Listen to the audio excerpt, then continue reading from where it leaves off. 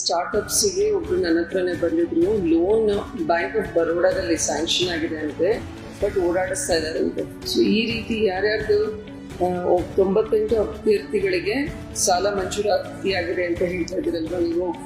So ಇವರೆಲ್ಲರಿಗೂ hassle ಫ್ರೀಯಾಗಿ loan ಸಿಕ್ಕಿದೆನಾ ಇಲ್ಲ ರೆಸ್ಪೆಕ್ಟಿವ್ ಬ್ಯಾಂಕ್ಸ್ ಇಂದ ಅದನ್ನು ಕ್ರಾಸ್ ಚೆಕ್ ಮಾಡ್ಕೊಳ್ಳಿ. ಲಾಸ್ಟ್ ಟೈಮ್ ಮಾತಾಡಿದ್ವಿ, ನಮ್ಮ ಗ್ರಾಮ ಪಂಚಾಯತ್ ಮಟ್ಟದಲ್ಲಿ ಸಾರ್ವಜನಿಕರ ಆಸ್ತಿಗಳಿಗೆ ಈ ಸ್ವತ್ತನ್ನು ವಿತರಿಸಲು ಗುರಿ ನಿಗದಿಪಡಿಸಿ ಸಾರ್ವಜನಿಕರಿಗೆ ಅಲುಗಾಡಿಸುವಂತೆ ನಿಗದಿತ ಸಮಯದೊಳಗೆ ಈ ಸ್ವತ್ತು ನೀಡಲು ಕ್ರಮ ವಹಿಸುವಂತೆ ಸೂಚನೆ ಮಾಡಿದೆ. ಇದರ ಡೆವಲಪ್ಮೆಂಟ್ಸ್ ಏನಾಗಿದೆ ಅಂತ ಅದು ಒಂದು ಬೇಕಿತ್ತು.